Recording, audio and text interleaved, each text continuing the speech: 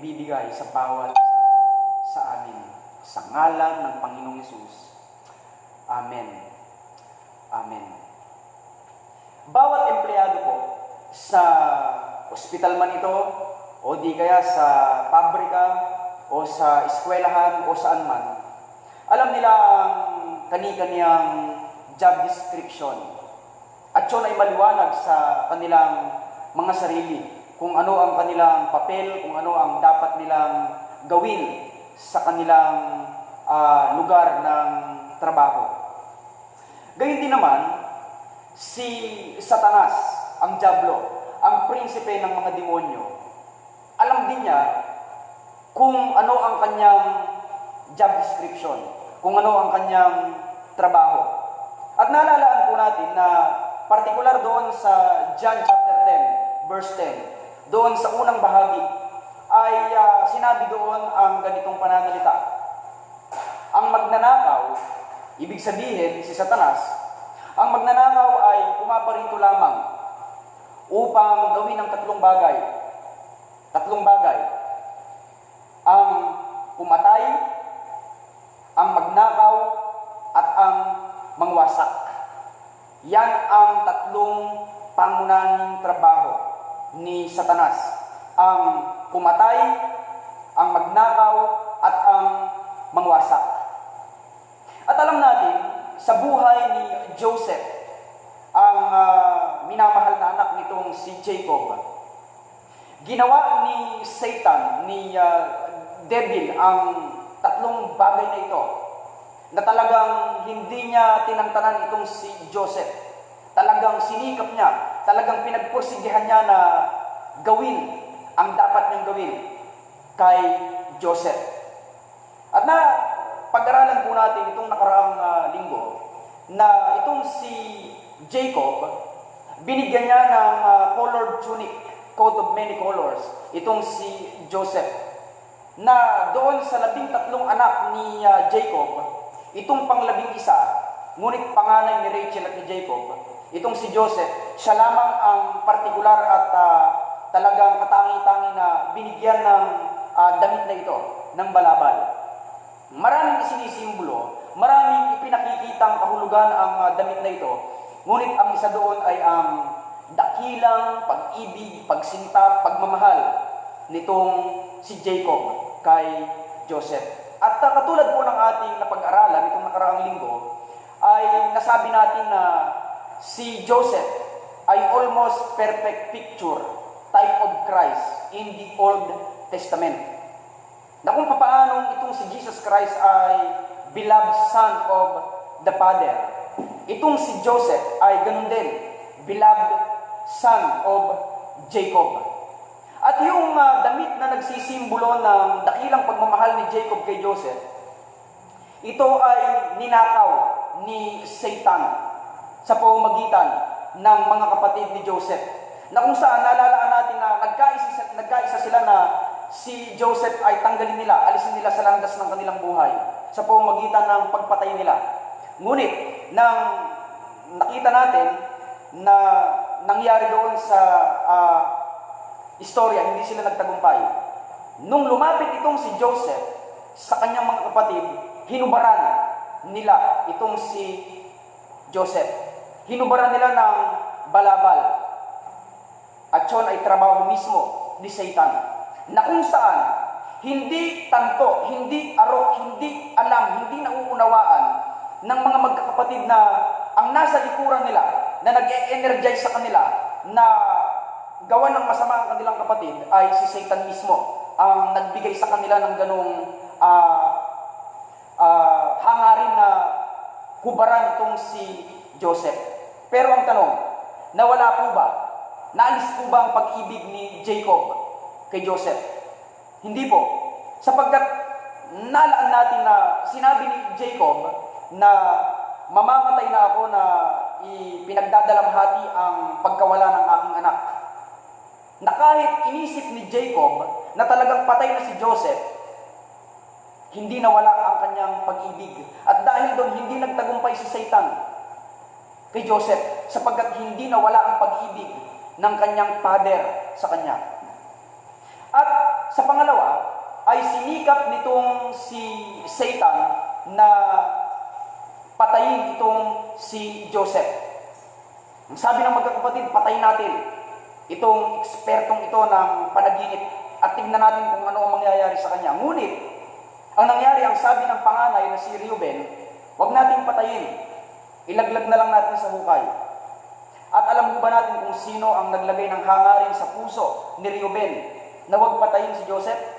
Ang Diyos mismo ang naglagay sa puso ni Reuben na huwag patayin itong si Joseph. At dahil doon, hindi nagtagumpay si Satan na patayin si Joseph. At alam mo ba ninyo mga magulang at mga kapatid, kung bakit gustong patayin nitong si Satan, si Joseph? Sapagkat alam niya, si Joseph ay gagamitin ng Diyos. Si Joseph ay kakasangkapanin ng Panginoon para iligtas ang maraming mga tao nung panahon na yon. At tignan po natin ang katotohanan na ito, mga magulang at mga kapatid. Kung nagtagumpay si Satan sa pagpatay kay Joseph, hindi isisilang ang tagapagligtas ang Panginoong Hesus. Bakit? Naalala mo natin, isa sa mga kapatid ni Joseph, si Judah. Dito nang galing na lipi tribo ang Panginoong Hesus. At itong si Judah, isa sa naligtas sa pamamagitan ng buhay ni Joseph. Nang si Joseph ay nandoon na sa Egypt at naging pangalawa sa pinakamakapangyarihang tao sa buong Egypt at sa buong mundo noong panahon na yon. Kaya imagine po natin, kung namatay si Joseph, madadamay si Judah dahil yung kagutuman, yung kahirapan ng panahon na yon ay lagana sa iba't ibang mga lugar. Kaya hindi nagtagumpay itong si Satan na patayin itong si Joseph sapagkat may plano pa ang Panginoon sa kanya. At pangatlo po, mga magulang at mga kapatid, yung mangwasak. Ito ang pag-aaralan natin sa gabing ito. Doon sa pagnanakaw, hindi nagtagumpay si Satan. Doon sa pagpatay, hindi siya nagtagumpay. At dito sa pagwasak sa buhay ni Joseph, susubukan niya. At naalalaan po natin itong nakaraang linggo, nabanggit natin na itong si Joseph ay binili ng mga Ismailita mula sa kanyang mga kapatid sa halagang 20 pirasong pilak na ayon sa pag-aaral ay katumbas sa panahon natin ng nasa 20,000 pesos. At ang sabi ng iba, mas mababa pa doon ang halaga. Pagdating ni Joseph doon sa Egypt, mula sa humigit kumulang 1 buwan na paglalakbay mula Canaan to Egypt, ang ginawa ng mga Ismailita ay ibinenta nila itong si Joseph.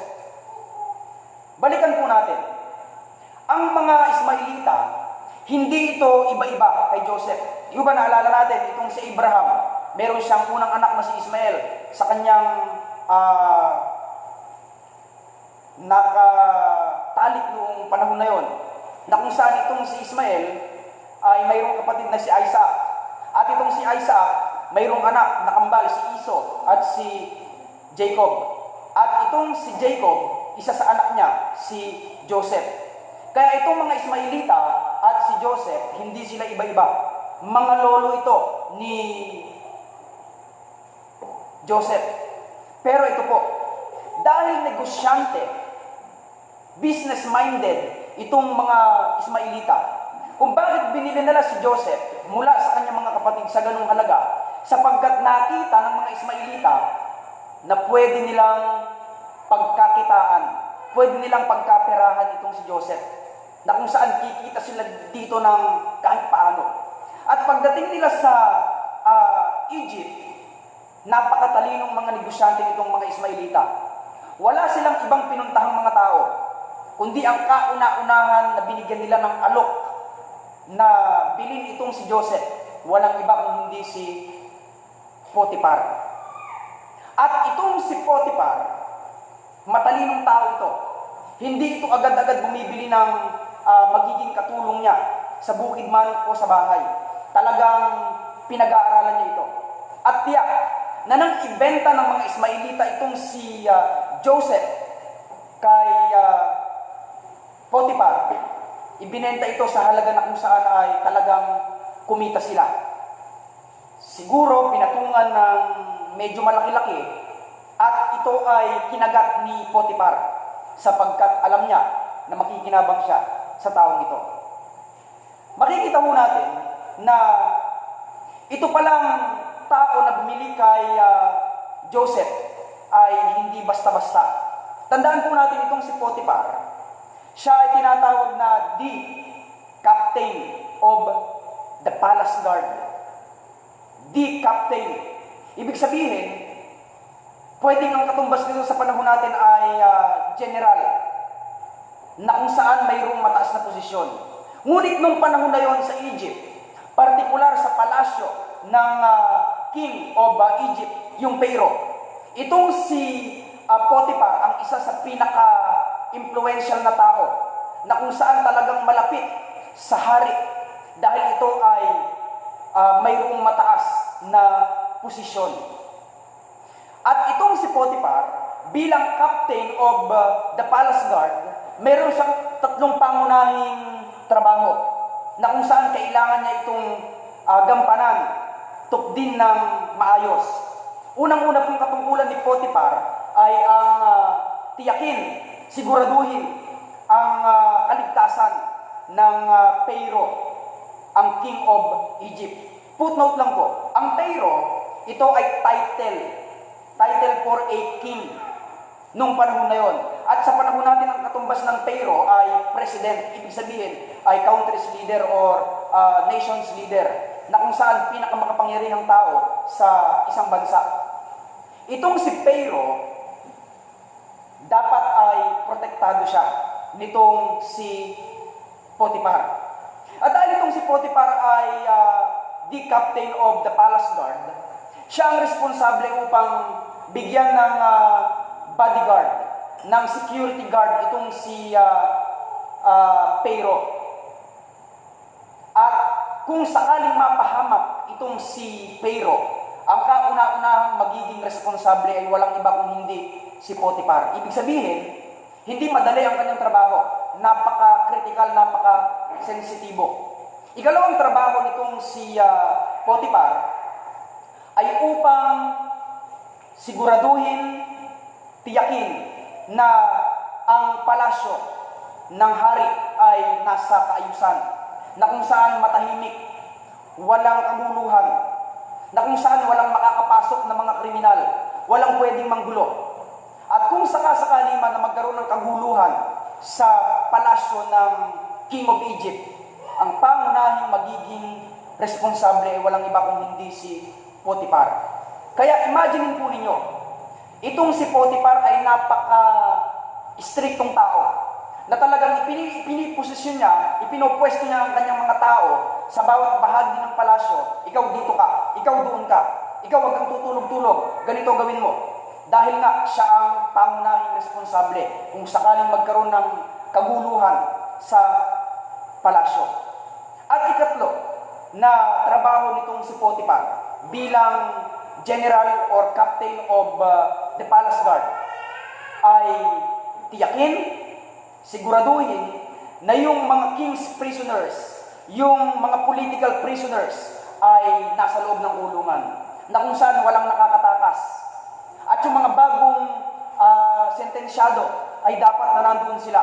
Kumpleto ang bilang, kung 100, 100, kung 200, 200. At kapag nagkulang yon, nawala ng isa o dalawa, ang mananagot doon ay si Potiphar mismo. Nakita po natin mga magulang at mga kapatid na ito palang si Potiphar na pumili kay Joseph ay kakaibang tao. Napakamakapangyarihan niya at talagang sinasaluduhan nung panahon na yon. At isa pa po, nung panahon na yon, ang Pharaoh, ang King of Egypt, hindi siya basta-basta kumukuha ng general, hindi siya basta-basta kumukuha ng kapitan ng kanyang mga pulis, mga gwardiya sa palasyo. Pangunahin sa requirement para ang isang tao ay maging general, maging captain nung panahon na yon, dapat siya ay mayaman. Dapat siya ay talagang nag-aangat sa pinansyal, sa material. Itong si Potiphar, tinukoy siya ng mga estudyante ng Biblia yung salitang extremely wealthy. Extremely wealthy. Itong si Potiphar, kung bakit siya kinuhang general or captain of the guard ng Pharaoh doon sa Egypt, dahil nga siya ay mayaman. At alam mo ba ninyo kung bakit kailangan mayaman ang captain of the guard? Dapat siya ay mas mayaman kaysa sa mga pulis niya, mas mayaman kaysa sa mga gwardiya niya. Para lang sa gayon, hindi siya masusuhulan, hindi siya mabibili ng pera. Dahil noong panahon na yon, uso din po ang suhol. General, captain, babayaran ka ni ganito ng 200,000 pesos. Babayaran ka ng 1 million pesos. Babayaran ka ng ganitong halaga. Basta, mapatay lang ang hari ng Egypt. Ganun po ang mangyayari. Kapag ka mahirap ang general, ang captain, madali siyang masusuhulan. At itong si Potiphar, hindi siya masusuhulan. Bakit? Sapagkat dati na siyang mayaman bago pa siya kunin na kapitan, general ng King of Egypt. At ito po, ang mga naging general, kapitan ng panahon na yon, ang isang palatandaan ay malaki yung kanilang bahay. Malaki po. At makikita natin sa pagpapatuloy ng ating pagbubulay, ng ating pag-aaral, na itong si Potiphar, malaki ang kanyang bahay. At ayon sa pag-aaral, umaabot ito ng higit sa 3 palapag. 2, 3 hanggang higit-higit pang palapag. Na kung saan may mga balconies, may magagandang mga hardin, na talagang kahit sa sulok at tumingin sa kanyang bahay ay napakaganda. At ang bahay niya ay hindi lang malapalasyo, kundi palasyo. Talagang palasyo ang kanyang bahay.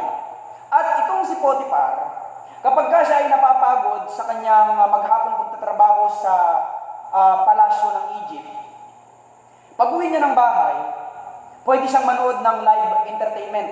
Sa panahon po natin, kapag kapagod tayo, kulang tayo, manonood tayo ng YouTube, manonood tayo ng television, magpe-Facebook tayo, o di kaya ay magti-TikTok, gagamit tayo ng cellphone para malibang tayo. Noong panahon po na yon, dahil wala silang teknolohiya na katulad ng sa atin, yung performance na ginaganap sa bahay ng mga mayayamang mga taong katulad ni Potiphar ay live. Live yung entertainment, live yung performance, na kung saan ay binabayaran ng malaking halaga. At habang itong mga performers ay nagpe-perform, yung katulad ni Potiphar habang nanonood ay kumakain ng masasarap na pagkain na nakalagay sa magagandang mga lalagyan. Iba't ibang mga lalagyan na gawa sa pilak o di kaya ay sa ginto. At samot-saring masasarap na mga pagkain, prutas at iba't iba pang mga pagkain na masasarap. Ngayon po, ito pala yung klase ng tao na bumili kay Joseph mula doon sa mga Ismailita. At tandaan po natin, mga magulang at mga kapatid, itong si Joseph, binili ni Potiphar not as a common field worker. Ulitin ko po, hindi binili ni Potiphar itong si Joseph bilang pangkaraniwang trabahador sa bukid, sa kanyang lupain. Sa halip, binili nitong si Mr. Potiphar, itong si Joseph, bilang house slave, katulong, kasambahay sa tahanan. At dahil sa ganong pagkakataon, mapapansin nitong si Mr. Potiphar, itong si Joseph, sa loob ng tahanan, kung papaano ito gumalaw, kung papaano ito kumilos, kung papaano ito magtrabaho. Dahil kung si Joseph ay binili bilang katulong sa bukid, sa lupain, sa mga pananim, mag-aalaga ng hayop, hindi mapapansin nitong si Potiphar, si Joseph. Kaya niloob ng Diyos na itong si Joseph ay mabili bilang house slave upang nang sa gayon ay magiging halatado, magiging kapansin-pansin ang kanyang pagkatao, kung sino si Joseph. At alam po natin ang kwento na itong si Joseph, sa kanyang pagtatrabaho, sa kanyang paglilingkod sa bahay nitong si Potiphar, talagang naging maayos, naging maganda, naging matagumpay ang kanyang trabaho at nagkaroon ng kaayusan, nagkaroon ng katahimikan. At ang sabi sa chapter 39, lahat ng hawakan nitong si Joseph, literal, lahat ng kanyang hawakan, lahat ng kanyang gawin ay nagtatagumpay. At ilang beses na binanggit pa ulit-ulit sa chapter 39, yung salitang ang Diyos ay sumakay Joseph. Sinamahan ng Panginoong Diyos si Joseph. At si Joseph ay matagumpay na tao. Ulitin ko po, kung ilang beses na paulit-ulit na binanggit sa chapter 39, yung salita, yung katagana, sinamahan ng Diyos itong si Joseph. At siya ay naging matagumpay. At ito po mga magulang at mga kapatid, ito ay napansin. At paulit-ulit itong nakita nitong si Potiphar, na talagang nagkaroon ng kagandahan sa kanyang tahanan. At dahil dito, nalalaan natin na itong si Joseph ay binigyan ng promosyon. Binigyan siya ng agad na magandang posisyon nitong si Mr. Potiphar, na kung saan, mula sa pagiging katulong, ginawa siyang overseer.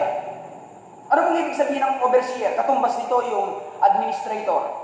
Katumbas nito yung superintendent, supervisor, manager, chief, head, na kung saan talagang nagkaroon ng matinding paghanga, pagsaludo, paggalang, paghanga itong si Mr. Potiphar. At marahil na sabi niya sa kanyang sarili, hindi ako nagkamali. Hindi ako nagkamali at binili ko siya sa ganitong halaga. At ako ay nakikinabang. At sa paglipas ng ilang mga linggo o buwan marahil, hindi lang si Joseph pinagkatiwalaan sa bahay, kundi sa lahat ng tinatangkilik, lahat ng tinataguyod nitong si Potiphar. Ibig sabihin, lahat ng kanyang mga lupain, lahat ng kanyang mga pananim, lahat ng kanyang mga hayop na inaalagaan, lahat ng kanyang mga negosyo, literal, talagang ipinagkatiwala kay Joseph.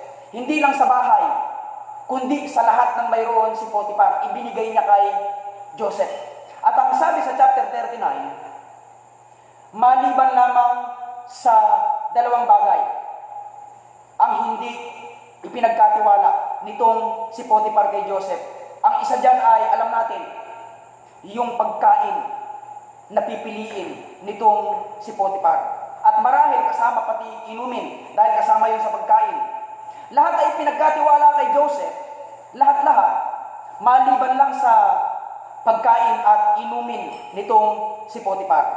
Bakit po? Bakit kaya? Anong mayroon? Bakit? Lahat ay pinagkatiwala sa kanya, maliban sa pagkain at inumin. Dahil itong si Potiphar po, maniwala kayo, itong si Potiphar mahilig sa karne. Mahilig sa karne. Alala ho ninyo yung mga Israelites nung nandun sila sa wilderness. Gusto nilang bumalik sa Egypt. Anong sabi nila? Masarap doon, may karne. Kaya itong mga Egyptians, kasama yung mga Hebrews, talagang mahilig sila sa karne. At itong si Potiphar, napakahilig niya sa karne. At hindi lang karne, kundi pati inumin. Mahilig siya sa alak. Na talagang dahil sa maghapong pagtatrabaho na napapagod siya, gusto niyang palitan ito sa pamamagitan ng pag-inom ng alak. At ang dahilan ko kung bakit ayaw niyang pakialaman ito ni Joseph, dahil napansin na kay Joseph, hindi kumakain ng karne si Joseph at hindi umiinom ng alak. Kaya sa loob-loob nitong si Mr. Potiphar, Joseph, pakialaman mo na lahat. Lahat ng nasa bahay, ipinagkakatiwala ko sa iyo. Lahat ng mga negosyo ko, lupain, hayop, pananim. Sige, ikaw ang mamahala. Wag lang ang aking kakainin. Wag lang ang aking iinumin. Ang katumbas po nito sa panahon natin ay ganito. Pakialaman mo ng lahat. Wag lang ang hindi ko pagsisimba. Pakialaman mo ng lahat. Wag lang ang pagmumura ko. Pakialaman mo ng lahat. Wag lang ang mga bisyo ko. pakialaman mo ng lahat, wag lang ang bagay na ito. Ganun po ang katumbas sa panahon natin. Pero alam po ba ninyo, ayon sa pag-aaral, yung pananalita na ipinagkatiwala ni Potiphar lahat kay Joseph maliban doon sa kanyang kakainin at sa iinumin, yun daw ay figures of speech. Yun daw ay figurative. Na ang ibig sabihin, tumutukoy ito sa hindi magagandang gawain ni Potiphar. Tumutukoy ito sa mga bisyo niya na kung saan ay hindi maganda. At dahil nga napansin niyang itong si Joseph, walang kabisyo-bisyo, hindi masama ang ugali, talagang nabubuhay ng ayon sa kalooban ng Diyos, para bang sinasabi sa kanya ni Potiphar, Joseph, huwag mong papakialaman ang lifestyle ko. Huwag mong papakialaman ang paglalasing ko. Huwag mong papakialaman ang ganitong bagay. Huwag mong papakialaman. Punta mo tayo muli dun sa bahay. Ang sabi doon, sa chapter 39, pinagpala ni Yahweh ang buong tahanan ni Potiphar. Buong tahanan pinagpala ni Yahweh. At lahat ng mayroon si Potiphar ay pinagpala ni Yahweh. Pero ito po mga magulang at mga kapatid, hindi pinagpala ng Diyos ang bahay ni Potiphar at ang kanyang mga negosyo dahil kay Potiphar. Oo, nasama siya, nadamay siya, naging recipiente siya ng magandang buhay nitong si Joseph. Pero ang talagang dahilan, talagang rason kung bakit pinagpala ang tahanan nitong si Potiphar at lahat ng mayroon siya, para sa kapakanan ni Joseph. At yun po ang sinabi sa chapter 39, for Joseph's sake, kung bakit pinagpala ng Diyos ang lahat ng mayroon si Potiphar. Alam mo ninyo ang dahilan kung bakit pinagpala ng Diyos si Potiphar lahat ng mayroon siya? For Joseph's sake. Dahil, tandaan po natin itong mga magulang at mga kapatid. Noong panahon na yon, sa Egypt, nasa more than 2,000 gods and goddesses ang sinasamba, ang kinikilala, ang sinasaluduhan ng mga Egyptians. Ulitin ko po, more than 2,000 gods and goddesses ang kinikilala, sinasamba, pinapupurihan nitong mga Egyptians. At ang isang Diyos na kanilang kinikilala, small letter D, ay yung Pharaoh. Na kapag ka Pharaoh ka nung panahon na yun, katulad sa Roman Empire, kapag ka ikaw ay emperor, declared divine ka, dapat kang sambahin. At itong Pharaoh, isa siya sa Diyos na dapat sambahin. At itong si Potiphar, marami siyang tinatawag na Diyos. Marami siyang sinasambang Diyos. At kung bakit pinagpala ng Diyos ang kanyang tahanan at lahat ng mayroon siya para sa kapakanan ni Joseph upang mapansin, upang makita at masaksihan nitong si Potiphar na yung Diyos na tinatawag nitong si Joseph ay kakaiba. Hindi ito katulad ng mga Diyos na kanyang tinatawag. At mismo, itong si Potiphar, napansin niya na ang Diyos ay sumasakay Joseph. Napansin niya ito, na kung bakit pinagkatiwalaan niya ito, dahil napatunayan nitong si Potiphar, iba yung Diyos nitong si Joseph, kesa sa mga Diyos na sinasamba namin na mga Ehipsyo. Nakita mo natin kung bakit pinagpala ang tahanan nitong si Mr. Potiphar, para nang sa gayon si Joseph ay maging witness, upang siya ay maging magandang halimbawa at patuto sa buhay ni Potiphar at ng ibang mga tao doon. Ito po mga kapatid, bigyan natin ng kaunting practical na aplikasyon sa panahon natin.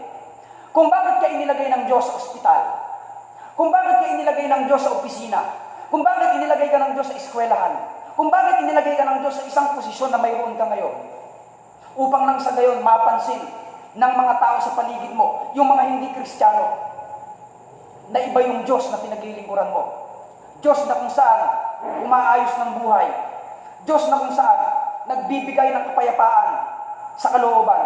Diyos na kung saan nagbibigay ng magandang pananaw sa buhay at nagbibigay ng kaligtasan ng buhay na walang hanggan. Kung bakit ka inilagay ng Diyos sa trabaho mo, sa posisyon na mayroon ka, kung bakit may title ka, doktor, attorney, o di kaya ganitong trabaho, dahil nais ng Diyos na kapag ka tumitingin ang mga tao sa'yo, ang nakikita nila hindi ang title mo, hindi yung kung ano ang halaga ng iyong pangalan, kundi yung Diyos na kung saan ay nasa buhay mo. At yun ang nakita nitong si Potiphar kay Joseph. Kakaiba yung Diyos nito. Buhay talaga yung Diyos nito. Dahil buhat nang siya ay nandito sa bahay, buhat nang siya ay nandito sa amin, lahat ng mayroon ako ay naging maayos, naging sagana, naging matagumpay. Pero katulad po ng sinabi natin kanina mga kapatid, si Satan, hindi niya tinantanan itong si Joseph. Una ay pinagnakawan niya ito. Ikalawa ay sinubukan niya itong patayin. At ikatlo, gusto niya itong wasakin. Gusto niyang sirain ang buhay. At ito, kung papaanong ginamit ni Satan ang sariling mga kapatid nitong si Joseph para gawan siya ng hindi maganda, dito po, sa bahay na kung saan ay supervisor, administrator, head, chief, manager, overseer, itong si Joseph. Mayroong isang tao doon na kung saan in-energize ni Satan, na kung saan talagang kinasangkapan ng dyablo upang nang sa gayon wasakin, gawing miserable ang buhay nitong si Joseph. At alam po natin mga magulang at mga kapatid, ganun din ang gusto ni Satan sa atin, gawing miserable, gawing wasak ang buhay natin. At gagamit siya ng mga tao na malapit sa atin upang maisakatuparan niya ang kanyang kagustuhan. Ngayon po, habang si Joseph ay nasa bahay nitong si Potiphar, itong asawa ni Mr. Potiphar na si Mrs. Potiphar, nagkaroon siya ng hindi magandang hangarin kay Joseph, na kung saan alam natin sa kwento, talagang ito ay nirahuyo niya, ito ay talagang inakit niya, ito ay talagang tinukso niya, at talagang hinahamon niya, na kung saan ay gumawa sila ng isang bagay, na kung saan ginagawa lamang ng mag-asawa. At sabi sa chapter 39, araw-araw, araw-araw, ay tinutukso nitong si Mrs. Potiphar, itong si Joseph. Tandaan po natin, itong si Mr. Potiphar, hindi siya pipili ng kung sino-sinong asawa. Ibig sabihin, maganda itong si Mrs. Potiphar. Talagang maganda ang panglabas na anyo nito.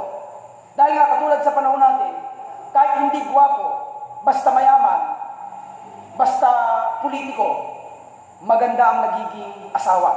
At itong si Mrs. Potiphar, inisip niya na dahil maganda siya, pwede niyang makuha itong si Joseph.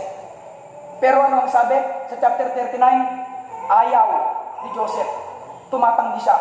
Talagang iniiwasan niya. Nilalayuan niya itong si Mrs. Potiphar hanggang sa dumating ang sandali na naging desperada, na talagang hindi na inaakit nitong si Mrs. Potiphar si Joseph, kundi nagdidiman na siya. Nagdidiman na. At ito ho, yung katulad ng sabi ni Katani Cruz, yung weather expert sa Channel 7, magplano para sigurado. Magplano para sigurado. At itong si Mrs. Potiphar, nagplano siya para siguradong mapapasa kanya itong si Joseph. Ang ginawa niya isang araw ay kinausap niya ang lahat ng mga tauhan sa bahay, lahat ng mga katulong, na magpunta sa ganung lugar, na lumabas sila, na huwag silang papasok sa bahay ng ganitong oras, na marahil sinabi niya, pagod ako, gusto kong magpahinga, gusto ko ng matahimik, kaya walang pupunta sa ganitong oras sa loob ng bahay. Dahil nga ang gusto nitong si Mrs. Potiphar ay masolo niya itong si Joseph. Dahil nga gusto ni Satan na wasakin ang buhay ni Joseph, at si Mrs. Potiphar ang gagamitin ni Satan. At ano ang nangyari? Talagang nilapitan nitong si Mrs. Potiphar si Joseph at nagdidiman ng hindi magandang bagay. Nagdidiman siya ng isang bagay na kung saan dapat ay ginagawa lang ng mag-asawa. Kaya anong sabi sa kanya ni Joseph? Pinagkatiwalaan po ako ng inyong asawa dito at sa lahat ng tinatangkilik ninyo, maliban sa inyo, dahil kayo ay kanyang asawa. Kaya hindi ko magagawa yung sinasabi ninyo. Dahil una, yung asawa ho ninyo, pinagkatiwalaan ako. Binigyan ako ng magandang trabaho. At hindi ko magagawang siya ay gawan ng hindi maganda. Hindi ko siya pwedeng pagtaksilan. Hindi ko siya kayang gawan ng hindi magandang bagay. Yung ba sa buhay natin, kapag ikaw ay pinagkatiwalaan, kapag ikaw ay minahal ng iyong kapwa, talagang ginawan ka ng mabuti, sisikapin mo na maibalik yon. Kung papaanong minahal ka niya, kung papaanong pinagkatiwalaan ka niya, ay ganun din yung gusto mong gawin sa kanya. At yun yung gusto ni Joseph. Gusto niyang ibalik kay Mr. Potiphar ang pagtitiwala, ang pagmamahal, na kung saan, Mrs. Potiphar, hindi ko po magagawa yung gusto ninyo. Dahil unang-una na po, maliban sa ito ay kataksilan sa inyong asawa, na hindi ko siya pwedeng gawa ng masama, hindi ko siya kayang gawa ng ganung pangit na bagay. Ito ay kasalanan sa Diyos. Kaya, Mrs. Potiphar, hindi ko magagawa ang gusto ninyo dahil yan ay kasalanan sa Diyos. At alam mo natin ang sabi sa Hebrews chapter 10 or chapter 13 verse 4. Alala mo natin yung Hebrews 13:4, ang sinabi doon, marriage should be honored by all. Yun ho ang sabi sa Hebrews 13:4, marriage should be honored by all sa NIV. By all, ibig sabihin, not just the believers, but even the unbelievers. Na kung saan ang buhay pag-aasawa ay dapat iginagalang ng sinuman. Kaya, itong si Joseph, napakalinis ng kanyang puso, napakalinis ng kanyang kalooban, na hindi niya magagawan ng kasalanan ng Diyos at si Mr. Potiphar dahil lang sa kagustuhan nitong si Mrs. Potiphar. Ang ginawa ni Joseph, kumaripas siya ng takbo mula kay Mrs. Potiphar. At hindi lamang kay Mrs. Potiphar, kundi doon sa bahay ay talagang umalis siya. Lumayo siya. Naalala ho natin yung panalangin na itinuro ng Panginoong Hesus sa mga alagad, lead us not into temptation. Lead us not into temptation, but deliver us from evil. Kahit hindi pa ito nabasa nitong si Joseph, alam niya na kailangan niyang lumayo mula sa tukso. At yung ginawa niyang pag-alis, pagtakbo mula sa tukso, ay buong buo, hindi lang kay Mrs. Potiphar, kundi sa buong bahay, na kung saan nandoon yung tukso, umalis siya, nagtatakbo siya.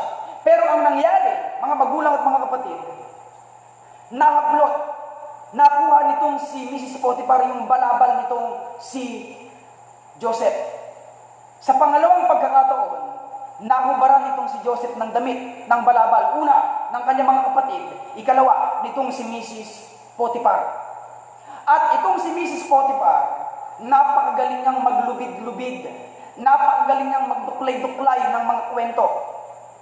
Na kung saan nagtitilig, nagsisigaw siya, nang sabi niya, tulungan niyo ako! Tulungan niyo ako! Maawa kayo sa akin! Tulungan niyo ako!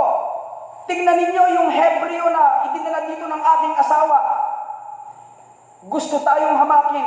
Gusto tayong insultuhin. Gusto tayong gawa ng hindi maganda. Ang tanong, ginawan ba ng hindi maganda ni Joseph si Mrs. Potiphar? At ang tanong, kasama ba yung mga tao na yon sa ginawa ni Joseph ng hindi maganda? Dahil ang sabi nitong si Mrs. Potiphar, itong Hebreo na ito, dinala ng aking asawa dito sa bahay para tayo hamakin, para tayo insultuhin, para tayo lokohin, gawa ng hindi maganda. Nagsinungaling na nga siya, idinamay pa niya yung iba na walang kaalam-alam sa gawa-gawa niya, imbento, kathang isip na kwento. Dahil nga itong si Mrs. Potiphar, in-energize ito ni Satan, na kung saan wasakin ang buhay, gawing miserable ang buhay nitong si Joseph, kaya niyang gumawa ng kasinungalingang kwento. At ito ang nangyari. Habang tumitili itong si Mrs. Potiphar, si Joseph naman ay tumatakbo papalabas. At kitang-kita ng mga tao na kung saan nagtatatakbo itong si Joseph na walang damit. At nagsisisigaw si Mrs. Potiphar, tulungan niyo ako! Tulungan niyo ako! At nagpasukan yung mga tao sa bahay. at umiiyak itong si Mrs. Potiphar. Yung Hebreo na yon, pinlano niya, sinubukan niya akong pagsamantalahan. Buti na lang nakasigaw ako at naagaw ko yung kanyang damit. Mga magulang at mga kapatid, naging biktima na ba kayo ng mga kwento-kwentong hindi totoo? Na kung saan yung nagkwento ay kapanipaniwala, ngunit hindi naman totoo yung kanyang kinuwento. Nagkaroon na ba kayo ng ganung karanasan na kung saan wala kang kaalam-alam sa isang bagay na kung saan ay nabuo na kwento tungkol sa'yo, na kung saan wala kang ka-idea na gano'n ang sinabi mo, na gano'n ang inisip mo, na gano'n ang ginawa mo. At itong si Joseph po, naging biktima siya ng kasinungalingang kwento nitong si Mrs. Potiphar. At hindi maganda yung ganung karanasan. Na kung saan, yung mga tao, na kung saan maganda yung tingin kay Joseph, nagkaroon sila ng hindi magandang pananaw kay Joseph. Pinag-isipan nila ng hindi maganda si Joseph. Pero mali na sila ay magkomento sa isang kwento na hindi nila alam ang konteksto. Ulitin ko po mga magulang at mga kapatid, mahirap magkomento sa isang kwento na hindi mo alam kung ano ang buong konteksto. Ulitin ko po kung sakaling hindi ninyo narinig. Mahirap magkomento sa isang kwento na hindi mo alam kung ano ang buong konteksto. Sapagkat kapag ikaw ay nagkomento sa isang kwento na hindi mo alam ang buong konteksto, magiging mapanghusga ka. Dahil nga, hindi mo alam yung puno at dulo. Hindi mo alam yung resa-resa ng kwento. Kaya mas maganda, huwag kang magkukomento sa isang kwento na hindi mo alam ang buong konteksto. At itong mga tao, nang marinig nila ang kwento nitong si Mrs. Potiphar, hindi nila alam kasinungalingan. Pero dahil nga magaling mag-akto, magaling talagang gumawa ng kwento ito. Kung sa panahon pa natin pwede siyang maging actress, magiging best actress siya sa Hollywood, magiging best actress siya dito sa ating bansa. Dahil nga magaling maggawa ng kwento, na talagang umiiyak, talagang nagpapaawa. At itong si Mrs. Potiphar, hinintay niya na yung kanyang asawa ay dumating. Dahil nga nabigo itong si Mrs. Potiphar sa kanyang plano, gusto niyang gantihan itong si Joseph. Pero hindi alam nitong si Mrs. Potiphar, yung nasa likuran niya ay si Satan. Ginagamit siya, kinakasangkapan siya. At itong si Mr. Potiphar, General, Captain of the Palace Guard, gabi ay dumating. Pagod ito sa maghapong trabaho. At ang bubungad sa kanyang kwento ay isang pag-iyak at pagpapaawa ng kanyang asawa. At nang dumating itong si General Potiphar, si Captain Potiphar sa bahay, hawak-hawak nitong si Mrs. Potiphar yung balabal ni Joseph, na kung saan posible ang nagbigay ay si Potiphar bilang simbolo ng kanyang posisyon, ng kanyang pwesto, ng kanyang trabaho. Kaya ang sabi nitong si Mrs. Potiphar, mahal kong asawa, alam mo ba kung sino ang nagmamay-ari ng balabal na ito? Alam mo ba kung sino ang may-ari nito? Ang sabi ni Potiphar, kilala ko kung sino may-ari niya. Ako nagbigay niyan sa kanya. Kay Joseph yan. Bakit ano bang nangyari? Nagtuloy-tuloy, patuloy sa pagkukwento itong si Mrs. Potiphar. Yung Hebreo na ibinigay mo dito sa bahay, pinasok ako sa kwarto. Gusto akong pagsamantalahan. Gusto akong gawa ng hindi maganda. Buti na lang nailigtas ako ng aking pagsigaw. At siya ay nagtatakbo ng sobrang bilis. At nahablot ko ang kanyang damit. Ito ang ebidensya. Potiphar, ito, hawak-hawak ko. At buti na lang may mga nakapasok agad na mga tao dito sa bahay. Tinulungan nila ako. At si Joseph, hindi na nila malaman kung saan naroroon nagtatakbo. At alam mo ninyo ang nangyari sa chapter 39? Ang sabi, naggalit si Potiphar. Naggalit si Potiphar. Pero, eto mga magulang, mga kapatid ang bantayan natin. Oo, naggalit si General Potiphar, si Captain Potiphar naggalit.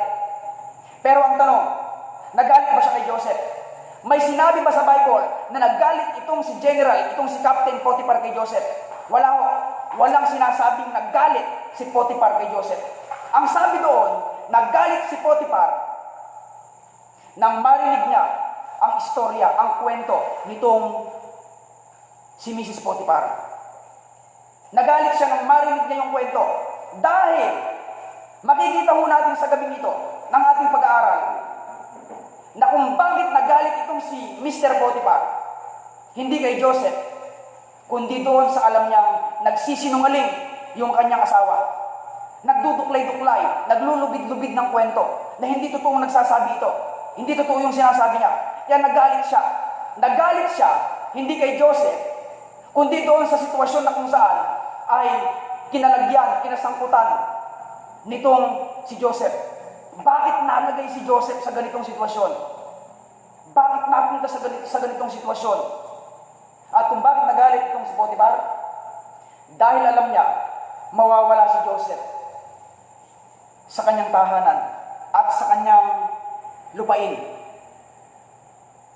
Alam nitong si Mr. Potiphar na nagsisinungaling ang kanyang asawa. Alam mo na yon at makikita natin ngayon. Believe me, hindi naniwala si Mr. Potiphar sa kanyang asawa at magbibigay tayo ng ilang mga ebidensya sa gabing ito na hindi siya naniwala kay Mrs. Potiphar at ito ay nag-iimbento lang ng kwento. Ang ginawa nitong si Mr. Potiphar, dahil nga ang asawa ay asawa, di ba kahit sa totoong buhay sa panahon natin, kapag ka asawa, kahit mali kinakampihan, kahit mali talagang paninindigan mong siya ang tama, para lang maligtas siya sa hindi magandang kwentuhan, sa sitsitan. At itong si Mr. Potiphar, kahit alam niyang nagsisinungaling itong si Mrs. Potiphar, kailangan niyang gumawa ng hakbang para nang sa gayon maligtas ang kanyang asawa sa kahihiyan. At para talaga maniwala ang mga tao na nagsasabi siya ng totoo. Dahil magiging kapintasan nitong si General Potiphar, itong si Mrs. Potiphar, doon sa palasyo at sa komunidad ng kanilang kinabibilangan, kung hindi gagawa ng hakbang itong si Mr. Potiphar na ipahuli itong si Joseph, lalabas na nagsisinungaling si Mrs. Potiphar. Kaya ang ginawa nitong si Mr. Potiphar, no choice siya. Ipinahuli niya si Joseph. Nagalit siya, nalungkot siya. Bakit? Dahil alam niya, napakaganda ng paglilingkod ni Joseph. Na si Yahweh ay sumasa kay Joseph. Na kung saan nasaksihan niya ito. At hindi ito magagawa ni Joseph. Pero wala siyang choice, kundi ipahuli si Joseph. Pero ito mga magulang at mga kapatid, isang pangunahing ebidensya na hindi totoong nagsasabi ng totoo si Mrs. Potiphar, na hindi naniwala sa kanya si Mr. Potiphar. Ang kauna-unahan po ito. Noong panahon na yon, kapag ang isang servant, ang isang slave, lalo dayuhan, ay sinubukan mong pagsamantalahan ang isang babae, hindi mo kinakailangan magtagumpay sa gagawin mo. Kahit dun pa lang sa unang hakbang, attempted rape pa lang. At kapag ka nahuli ka, ang agad na parusa sa'yo ay bitay, papatayin ka agad. Yon ang gagawin agad sa Egypt. At kung meron mang gagawa ng pagbitay sa mga ganung kaso, sa ganung mga tao, ang kauna-unahan na gagawa doon ay itong si Mr. Potiphar. Dahil dito, tingnan natin sa talon tayo ng chapter 40 verse 3 sa Young's Literal Translation YLT Bible, YLT, sa Genesis 40 verse 3. Ganito ang sinasabi: "And giveth them in charge in the house of the chief of the executioners, and giveth them in charge in the house of the chief of the executioners." Alam mo niyo kung sino tinutukoy ditong the chief of the executioners? Walang iba kung hindi si Potiphar. Siya ang nagpapatupad ng batas. Siya ang nagpapagulong ng batas.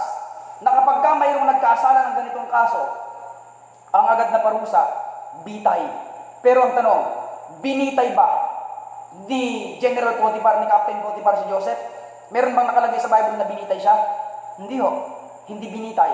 Dahil nga alam ni Mr. Potiphar na hindi totoo yung kwento ng kanyang asawa. At ito, pangalawa, Noong panahon na yon, iba't ibang klase ang kulungan. Hindi lahat ng kriminal napupunta sa isang kulungan, kundi merong pangkaraniwan na kulungan, na kung saan masasabing hindi magandang kulungan. At yung mga common prisoners, yung mga hindi kilalang mga tao na nakukulong, doon idinadala sa hindi magandang kulungan. Doon sila sama-sama. At itong si Joseph, alam mo ninyo kung saan siya nilagay ni General Potiphar? Hindi doon sa pangkaraniwang kulungan. Inilagay itong si Joseph sa magandang kulungan. At alam mo ninyo kung saan nandoon yung magandang kulungan? Nandoon mismo sa bakuran ng palasyo nitong si General Potiphar. Nandoon mismo sa kanyang bakuran. At ito, basahin natin sa New Living Translation, NLT Bible, sa Genesis chapter 40 verse 1-3. Alam natin ang context nito. Ito yung ipinakulong ng King of Egypt, yung chief cupbearer at chief baker. Ito ang sinasabi. Sometime later, Pharaoh's chief baker and chief cupbearer offended the royal master, meaning the Pharaoh. Pharaoh became angry with these two officials and he put them in the prison where Joseph was. He put them in the prison where Joseph was. At ito ang sabi sa kasunod. In the palace of the captain of the guard. In the palace of the captain of the guard. Who's the captain of the guard? Potiphar. Ibig sabihin, yung kulungan na kung saan pinagdalan kay Joseph at doon sa officials ng Pharaoh, doon sa bakuran ng bahay ng palasyo nitong si Potiphar. At alam mo ninyo kung ano yung kulungan? Dungeon. Dungeon, ibig sabihin, underground prison cell. At makikita mo natin dito sa Genesis chapter 40 verse 15 sa NIV version, NIV. Makikita mo natin yung ganitong salita. Ang nagsasalita dito ay si Joseph. Ang sabi niya, I was forcibly carried off from the land of the Hebrews, and even here I have done nothing to deserve being put in a dungeon. Ulitin ko po. Ang sabi ni Joseph, I was forcibly carried off from the land of the Hebrews, and even here I have done nothing to deserve being put in a dungeon. Nakakulong itong si Joseph sa dungeon, sa ilalim ng lupa, na kung saan naalala mo natin yung tatlong pangunahing trabaho ng captain of the guard, si Potiphar. Una, tiyakin ang kaligtasan ng Pharaoh, ng King of Egypt. Ikalawa, tiyakin ang katahimikan ng palasyo sa Egypt, ang palasyo ng hari. At ikatlo, tiyakin ng political prisoners, ang king's prisoners, ay nasa kulungan. Nakita ho natin kung sino yung mga kasama ni Joseph sa kulungan. Hindi mga basta-basta mga tao. Sila ay king's prisoners, officials. Officials ito. Kumbaga, may magagandang posisyon sa palasyo. At itong si Potiphar, inilagay niya si Joseph sa isang magandang kulungan na kung saan kasama yung mga taong hindi basta-basta. Ngayon, sabihin po ninyo sa akin, kung talagang naniwala si Mr. Potiphar sa kasinungalingan ng kanyang asawa, bakit hindi niya binitay? Bakit hindi niya idinala sa pangkaraniwang kulungan? At bakit inilagay niya doon sa kulungan ng mga hindi basta-bastang mga tao? Nakita po natin na hindi talaga naniwala itong si Mr. Potiphar sa asawa niya. Alam niya na sinungaling yung asawa niya. Alam niya na nag-iimbento ito ng kwento at napapansin niya sa loob ng bahay bago ikulong si Joseph. Meron siyang ibang pagtingin kay Joseph. Napapansin ito ni General Potiphar sa kanyang asawa na iba ang kilos ng asawa ko. Kaya alam niya na ito ay may masamang motibo kay Joseph at siya ay nagsisinungaling. At ito ho ikaapat na dahilan.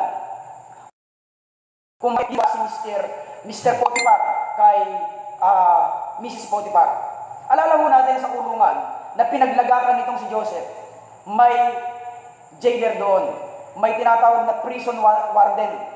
May warden, may jailer. At ito ang nangyari.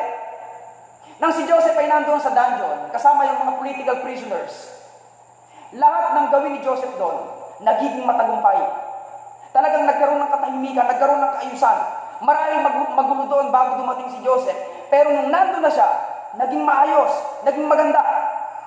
At ang nangyari, ang sabi sa chapter 39, ginawa ng warden, ng jailer, itong si Joseph na trustee. Ginawang trustee. Ginawang trustee, ginawang katiwala. Talagang ipinamahala niya sa kanya yung ibang mga preso doon, yung ibang mga nakabartolina, sa kanya ibinigay ang pamamahala. Ngayon, ang tanong po, nasaan ang kulungan ni Joseph? Nandoon sa palasyo ni Potiphar, na kung saan nasa ilalim ng lupa. At sino yung boss? Sino yung boss? Sino yung amo nitong warden ng jailer? Sino? Si Potiphar. Si Potiphar ang kanyang amo. At kung talagang naniwala itong si General Potiphar sa kanyang asawa, sa sinabi nito, gagawin ba nung warden, nung jailer na maging favorite itong si Joseph at gawing trustee? Hindi ho. Hindi gagawin ng warden na trustee itong si Joseph kung alam niyang nagalit si General Potiphar, si Captain Potiphar kay Joseph. Dahil maliwanag doon sa warden na hindi nagkasala itong si Joseph para makulong. Napagbintangan lang siya. Kaya kahit alam niya na isang bilanggulang din si Joseph sa isang kasinungalingan, ginawa niya itong trustee. Tingnan po natin mga magulang at mga kapatid. Pabalik sa bahay, sa Canaan, sa tahanan ni Jacob, si Joseph ang favorite. Pagdating sa bahay ni Potiphar, si Joseph ang favorite ni Potiphar sa lahat ng mga kasambahay. Siya ang naging favorite at naging talagang katiwala nitong si Potiphar. At pagdating sa kulungan, naging paborito nitong warden si Joseph at ginawang trustee. At panghuling ebidensya na talagang hindi naniwala itong si General Potiphar, si Captain Potiphar, kay Mrs. Potiphar. Ito ho, yung maganda. Itong si Mr. Potiphar, ginawa niyang overseer. Ginawa niyang, kumbaga, manager itong si Joseph sa kulungan. At tingnan po natin dito sa Genesis chapter 40, verses 2 to 4, sa New Living Translation, NLT ng Bible. Genesis chapter 40, verses 2 to 4. Ganito ang sinasabi. Balik tayo doon sa konteksto ng chief cupbearer at chief baker. Ang sabi dito, Pharaoh became angry with these two officials, and he put them in the prison where Joseph was, in the palace of the captain of the guard. They remained in prison for quite some time. And the captain of the guard, take note ho, and the captain of the guard assigned them to whom? Assigned them to Joseph, who looked after them. Nakita mo natin na hindi lang itong warden ang nagbigay kay Joseph bilang trustee, kundi mismong captain of the guard si Potiphar. Ginawa niyang manager, ginawa niyang kumbaga administrator, overseer, itong si Joseph sa dungeon, sa kulungan. Ngayon sabihin po ninyo sa akin, kung talagang naniwala itong si Captain Potiphar sa kwento ni Mrs. Potiphar, bakit ginawang katiwala ng trustee at bakit ginawang administrator, ginawang overseer sa lahat ng mga bilanggo na nandoon sa kulungan, sa ilalim ng lupa? Nakita ko natin mga kapatid, kahit saan magpunta si Joseph, nagiging paborito. Sa bahay, paborito. Sa bahay ni Potiphar, paborito. Sa kulungan, paborito ng warden. At paborito nitong captain of the guard, si Potiphar. Napakaganda. Napakagandang kwento, mga magulang at mga kapatid. Marami tayong makukuhang prinsipyo, marami tayong makukuhang leksyon mula dito kay Joseph.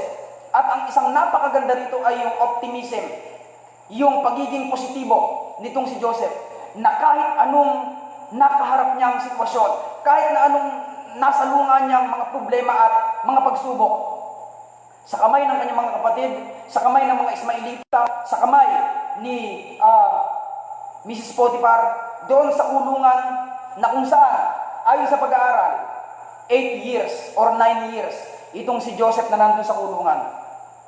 Most possibly, ayon sa pag-aaral, si Joseph ay 2 years or 3 years sa bahay ni General Potiphar.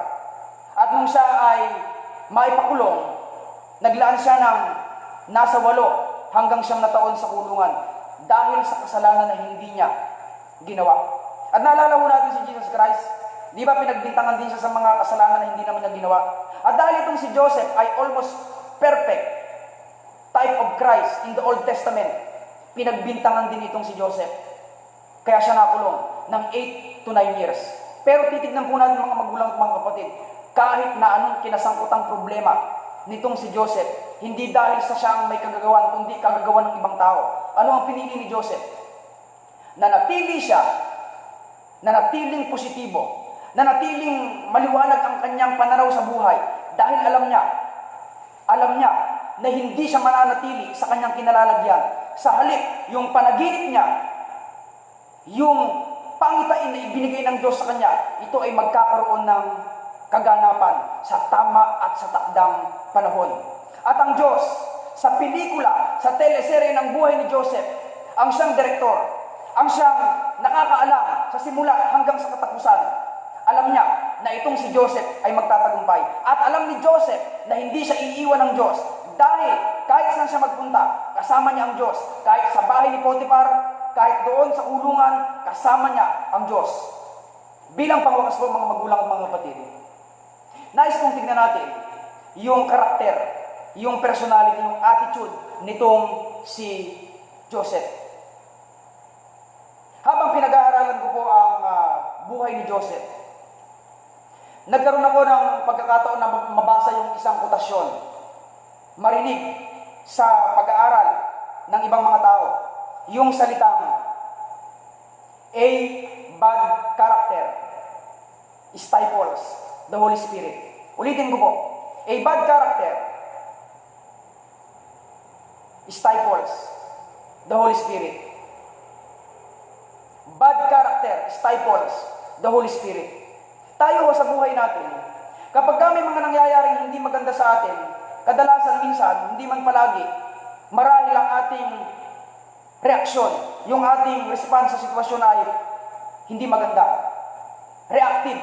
Kumbaga, hindi naaayon, hindi maayos yung pagtugon. At yun palang mga ginagawa nating reaksyon, responses sa mga sitwasyon na mayroon tayo kapag hindi maganda nating hinaharap ang mga pagsubok, mga problema sa buhay natin, nai-stifle ang Holy Spirit. Nai-stifle ang Holy Spirit. Ngunit itong si Joseph, ni minsan wala tayong makikitang bad record, negative comments sa buhay niya. Kaya nga sa Bible, particular siya at si Daniel, walang makikitang pangit na report, walang makikitang pangit na komento sa buhay nitong si Joseph. Lahat ng sitwasyon na kanyang kinaharap, naging positibo siya. Talagang pinili niya na maging masaya. Pinili niya ang maging positibo sa kabila ng iba't ibang mga sitwasyon na kanyang nakaharap, kinaharap, nasalubong, sinalunga. Ang buhay po natin mga magulang at mga kapatid ay serye ng pagpili. Sabi nga ni Beth Mortis Flores ng 702 DZS FEBC doon sa Gabay tuwing 5:30 to 6 silang mag-ama. Lagi niyang sinasabi doon, bago matapos ang kanilang programa, yung salitang, life is not a series of chances. It is a series of choices. Lagi niyang sinasabi yun, kada umaga pinapakinggan ho namin sa DZS 702. A life is not a series of chances, it is a series of choices. Na kay Joseph ang pagpili at pinili niya ang maging masaya at positibo upang hindi niya ma-stifle ang Holy Spirit. Nasa iyo, nasa akin, nasa atin ang pagpili, ang desisyon. Kung tayo ay magiging malungkot, kung tayo ay magiging pesimistiko, kung tayo ay magiging negatibo sa mga nangyayari sa buhay natin. Ngunit nais kong sabihin sa bawat isa sa ating mga kapatid, piliin natin ang maging positibo. Piliin natin ang maging optimistiko sa pagharap sa mga pagsubok. Sapagkat alam natin na ang Diyos hindi nang iiwan. Ang Diyos ay palaging kasama natin. Na kung paano sinamahan si Joseph sa buong buhay niya, ganun din, sinasamahan tayo ng Diyos. At walang puwang, walang dahilan na tayo ay maging malungkot o negatibo dahil kasama natin ang Diyos. Yung Diyos ni Joseph at yung Diyos natin ay isang Diyos. Piliin po natin ang katulad ng pinili ni Joseph, maging positibo. Tayo ay sandaling manalangin. Maraming salamat po aming banal na Diyos, Panginoon, sa oras na ito, sa pagkakataon na ibinigay mo sa amin na makapagbulay ng iyong salita. Sa mga nakibahagi ng gawain na ito, patuloy na pagpalain mo sila. Patuloy na sila ay kausapin mo. Patuloy na ihayag mo ang iyong sarili, ang iyong kapangyarihan sa bawat isa sa kanila. At dalangin namin, O Diyos, na nawa po, patuloy na palakasin mo ang aming relasyon, ang aming pananampalataya sa iyo, na manatili kaming malakas, manatili kaming matatag sa bawat atake ng kaaway, na kung saan sa bawat pagkakataon na kami ay pinagtatangkaan na pagnakawan o di kaya ay gawa ng hindi maganda o wasakin ng dyablo, nawa po ay tulungan mo kami na mapagtagumpayan ang lahat ng mga ito. Dalangin namin sa iyo na nawa po patuloy na samahan mo kami sa lahat ng araw ng aming mga buhay. Pagpalain mo ang buong magdamag na ito, samahan mo ang bawat isa hanggang sa kinabukasan. Maraming salamat po. At ngayon po mga magulang at mga kapatid, tanggapin natin ang pag-ibig ng Diyos, Ama ng makapangyarihan sa lahat, ang pagliligtas ng Diyos Anak ang Panginoong Hesus, at ang pakikipisan ng Diyos Espiritu Santo ang siyang ating tanggapin mula ngayon, bukas at magpakailanman. Amen. Amen. Maraming salamat po sa pakikibahagi sa gawain na ito. Sumaatin ang pagpapala ng Diyos. Magandang gabi po sa bawat isa.